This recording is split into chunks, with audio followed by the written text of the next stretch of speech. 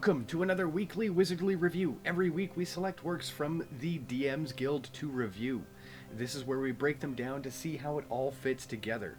We then evaluate them based on a few points: lore, difficulty of implementation, balance, and intrigue. And then we top it off with our personal opinions that don't really factor into our 10-star rating. So before we get into this, just a little PSA, and Eric's going to take that away. 110%. So for the Hungover Adventures guide by Ashley May, which you can see right here, Ashley May has such a storied history in the DM's Guild.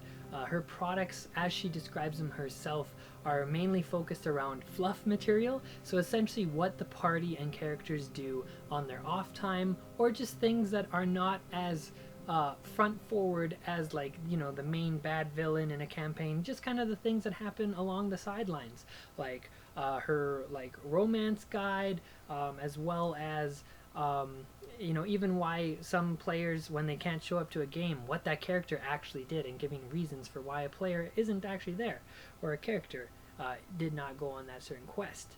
So things of that nature. But in everything that she does, she has sensitivity readings done, which is a huge thing that I don't see a lot of other creators doing when they're engaging in material and subject matter that may be triggering for certain groups. So in this case, with the Hungover Adventures guide, mainly it's focused on alcohol and just substances in general, right? And so because of that, instead of leaving that for the end where I talk about, you know, is this in line with what the author's known for and how she creates content, or they create content, I should say, I needed to say it right out of the gates in the get-go, because this is something that you know, Ashley did for this particular piece of work, and it's something that we want to do as well, and let you guys know before we dive into the review that we're not going to get too in-depth when talking about all the different substances involved, and that if you are someone who is triggered by this sort of material, or you run a campaign with a party, you know, that a table that is a no substance table, then perhaps this might not be in your alley, or something you want to implement. But if it is something that you're okay and you're comfortable with having and engaging with, and being able to separate the fantasy from the reality, then by all means we definitely recommend that you should pick this up, and we're going to explain that a little bit further. So thank you. A little bit of a long PSA, but just wanted to put that out there. The lore section. As always, when we're talking about lore, it's people, places, and things, and the world itself. So in this case, James, is there is there lore present in the work itself? Eric, let me tell you, there are 16 chapters of lore. This entire thing is lore, and it's lore you can insert freely into your campaign and your setting and your adventure. So before I continue, let me just list the 16 chapters. Just 1 second. So we have, obviously, our introduction, embarrassing tattoos, a destroyed local landmark, got in a fight with, romantically entangled with, loudly proclaimed, didn't we have a, when did we get a, and beware the drunken adventurer. That, oh, yeah. Oh. But what about, and optional inebriation rules, like that we'll get into in terms of balance, because there's a lot of cool mechanics there. Exactly. And then magical items, and how feats, liquor and mixed drinks, the drunken adventurer, and in closing. That is 16 chapters of straight lore. Yes, like Ashley, incredible, amazing job. Absolutely. Every single section is got Ashley's fingerprints written all over it, because her writing style is very thorough, and it explains everything. Like, even in the introduction, she talks about you know, again, the sensitivity reading, and, you know, making sure DM and the players are aware of that, even if, you know, as they pick this up and they go through it, what it's for, and essentially, you know, what is it for? What is it all about? It's, you know, about having drunken adventures after you've had your normal heavy campaign adventure. It's a way to bring levity and hilarity into any campaign or one shot. It's what the characters got up to, or a character got up to, when they decided to stay at the tavern drinking too much, or so many other hooks in here. It's unbelievable. Oh, it's amazing. And you know, we've all seen the movies where, you know, someone goes out and they go get a tattoo, or they go and do something crazy while inebriated or intoxicated. And literally one of the main comedies of our time in the past, you know, 10 years, maybe more. I don't really show our age, but The Hangover, right? Like the premise has been done before. Exactly. But not in D&D. And that's why this is really cool. It is. And I just love the charts, the way things roll out, and the literally fact that you can roll up for almost everything. There's charts for everything. Exactly. And it's just, it blows my mind. Like, you must have laughed yourself silly while writing this, going, oh my goodness, this is something people would do. I think so, because just how much fun it was to read it, I can only imagine writing it. Maybe, yeah, of course, the struggle of always coming up with things, but, you know, just to go ahead and check the other question off of our list, which is, you know, does it enhance the work itself, the world itself?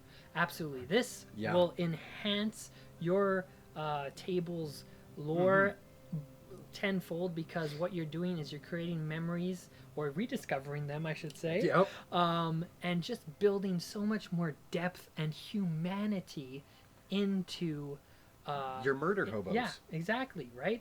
And, you know, as she kind of describes herself as a fluff writer, this is great fluff. Like, if we call it, you know what I mean? Like, it's just such a negative connotation word for something that's so, what I find to be something important that I like to get out.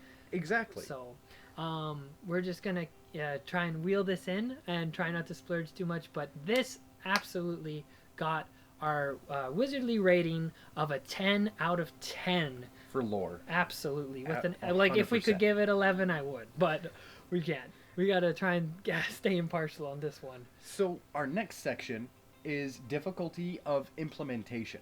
110%. So, how do you feel with the way Ashley has set this up? How do you feel this would be on a DM to implement? 110%. I think that this would be relatively easy for a DM to implement. The only thing, though, is they do need to be a little bit creative in terms of the hooks and how to implement it.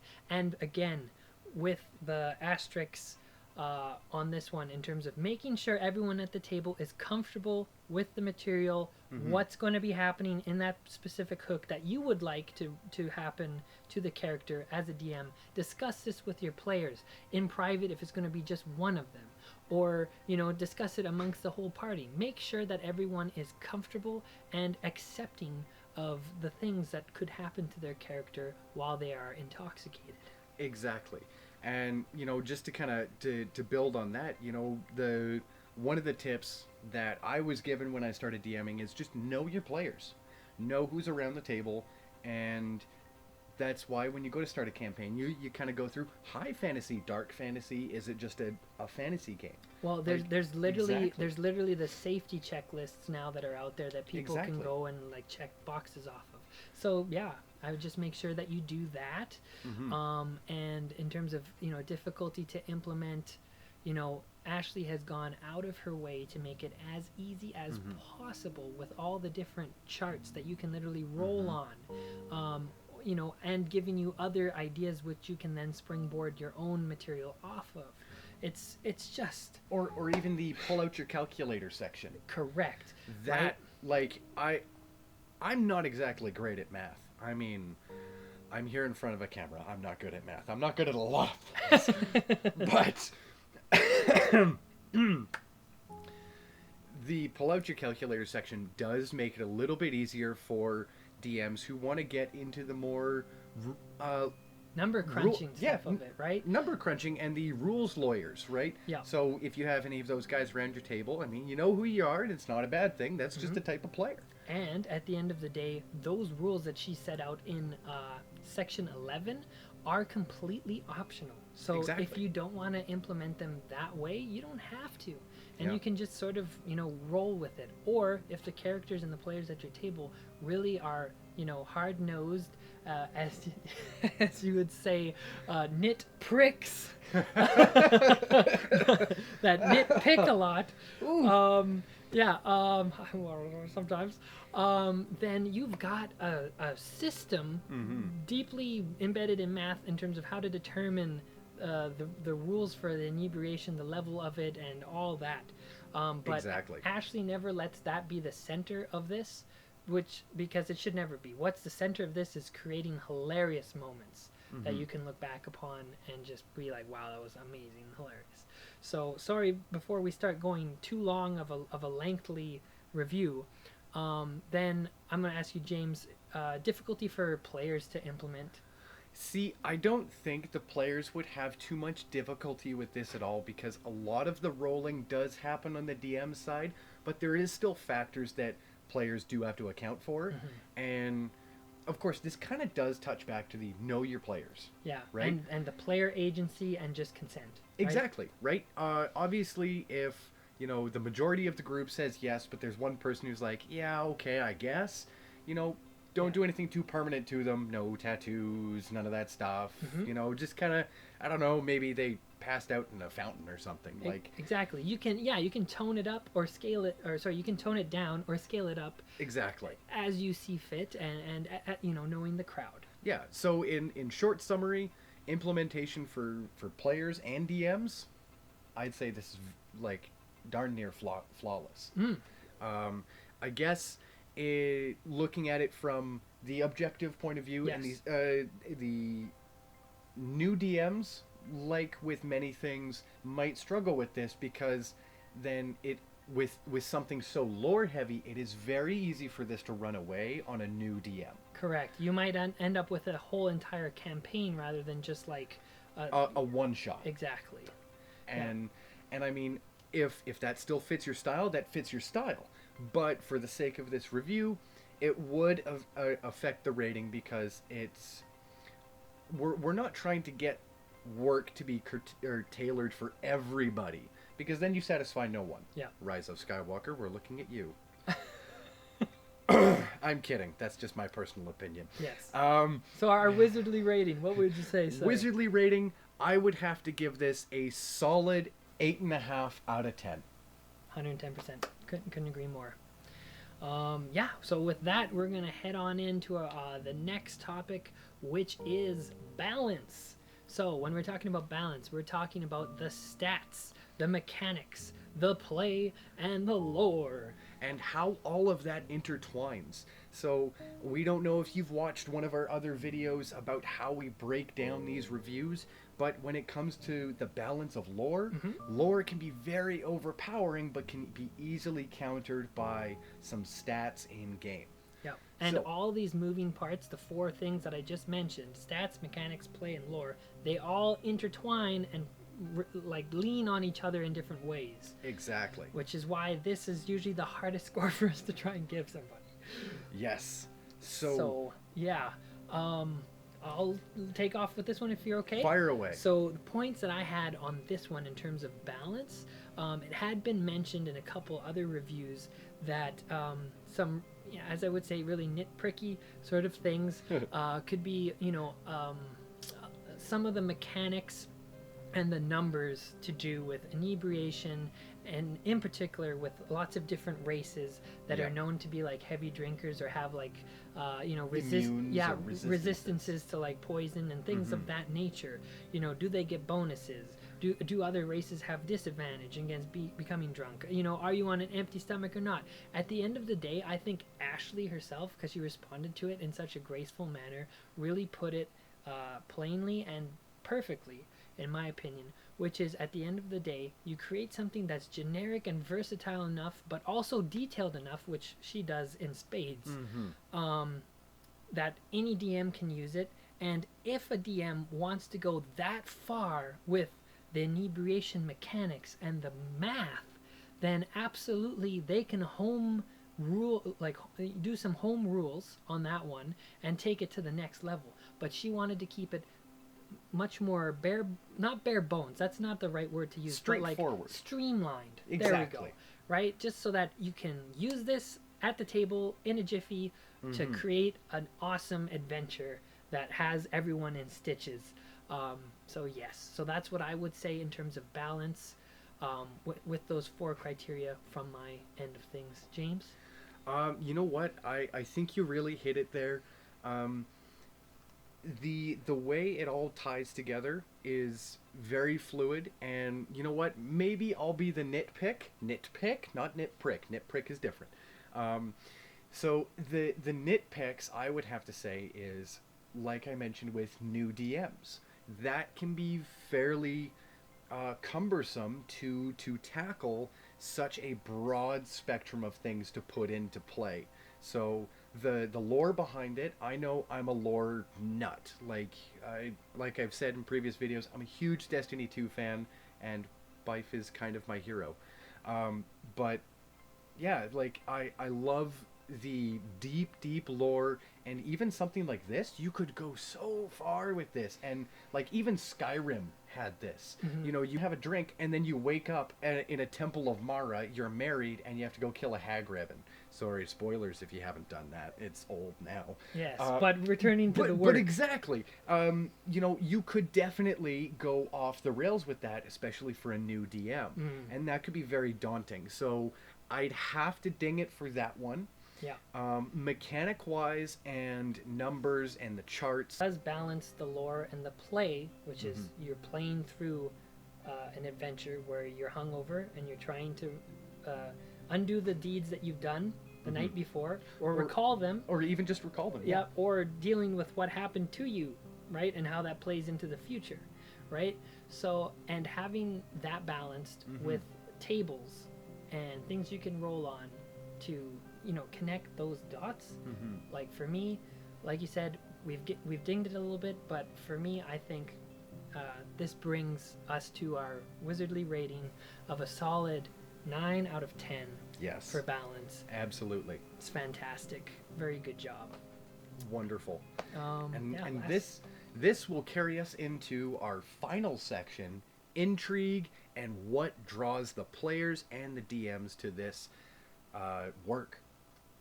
So for myself, the question I'm going to bring out is, what drew your eyes to this work? Okay.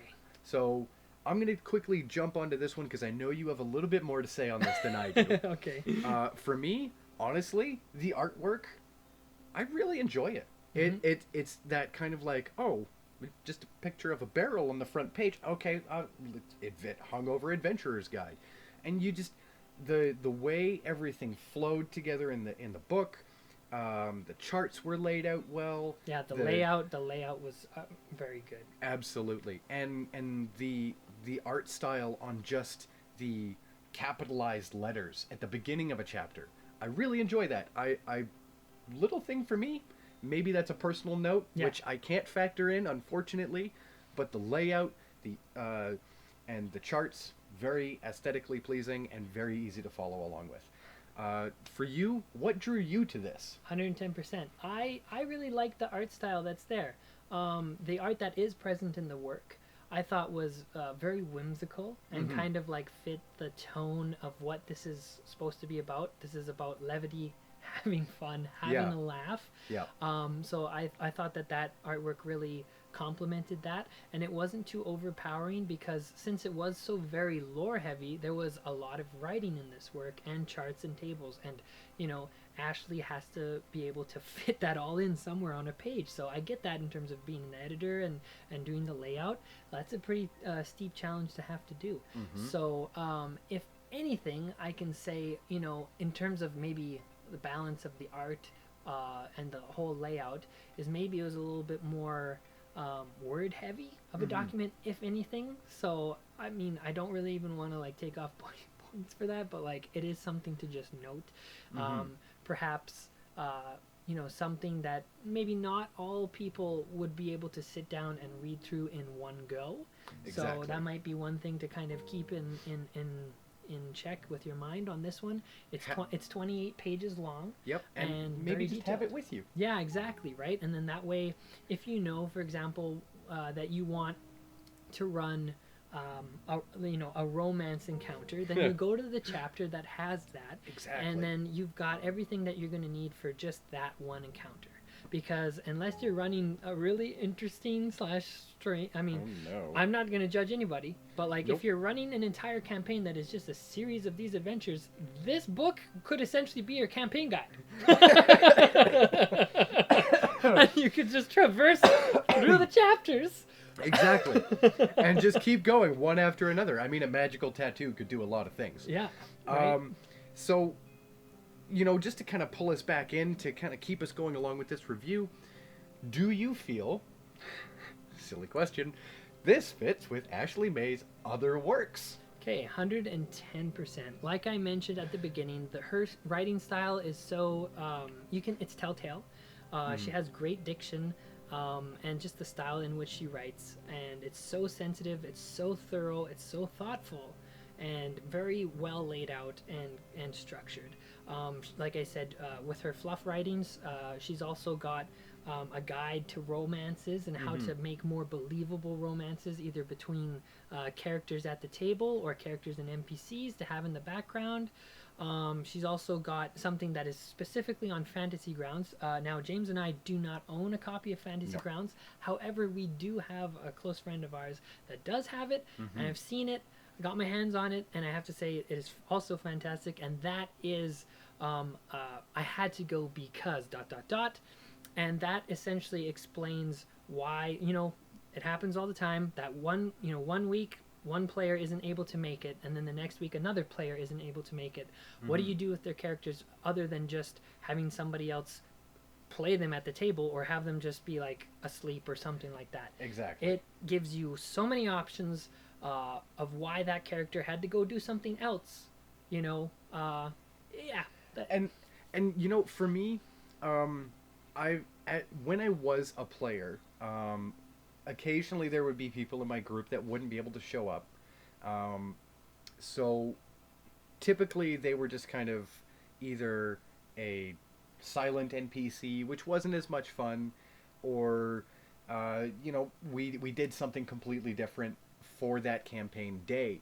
And this, I mean, depending on your DM, depending on how nice they are, and the agreement and the consent around the table, this could be used as a, oh, you missed a session, cool, you came back and you've got a tattoo. Yeah. Or there's a ring on your finger. Yep. And it's like, what happened? What do you mean? Well, your character was, had X, Y, and Z happen to them. Exactly. 110%. Right? Yeah, you could end up like interrelating and using all of her products really in one campaign. Absolutely. Which is really the last thing that I wanted to say, is so versatile about what Ashley does and why you should really go check out all of her work. Link down below to the Hungover Adventure guide. Go give that a look, and as well as some links to just her page in general, so you really check her stuff out. But to kind of wrap this up, Intrigue, our wizardly rating, what would you give it, James? I would say that this has earned a solid 9.5 score, factoring in the 8.5, the 9, and... Well, I'm sorry, just for Intrigue. Oh, just for Intrigue. Yeah. Okay, I'm sorry. I was trying to do math in my head. No, it's all good. See, I can't do math. This definitely has earned at least an 8.5, at best a 9. Okay, I'm going to go with a solid 8.5 with you there, just because there are other works that have a little bit more fleshed out art, and even Ashley herself in more recent works where, like, we all have to start somewhere. Exactly. Right? And like, you have less art, and then you build up the capacity to have more art or to bring artists on. So again, I thought the art was good and it fit. Maybe there could have been more, for sure. There could always be more, but now, and the main point, like we've already talked about at the very beginning of this video, is that it might not be for everyone, which is kind of why we had to ding it on this section. Yeah. Is that it, and I mean, we commend you, Ashley, for doing the great lengths that you did for, making sure that this was a safe and comfortable environment for everybody who wants to play. Yeah, and for people to be able to just have fun.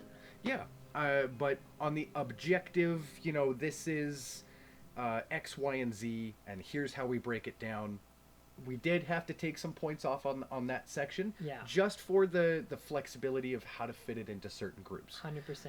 But at the end of the day, that means that our composite wizardly rating for the Hungover Adventure Guide is a solid 9 out of 10. Absolutely. Again, link in the description below.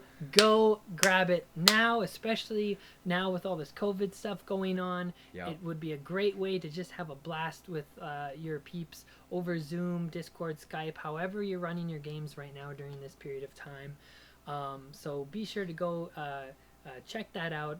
Give Ashley your support and check out the rest of her work. And as well, to stay in touch with us and our upcoming reviews and other material that we have releasing, all the links down below for all of our social medias. And if you find it in your hearts to support us and the work that we're doing, we also have a Patreon. And you can subscribe and hit that bell to stay in touch with everything that we have going on. And we will see you through the rift.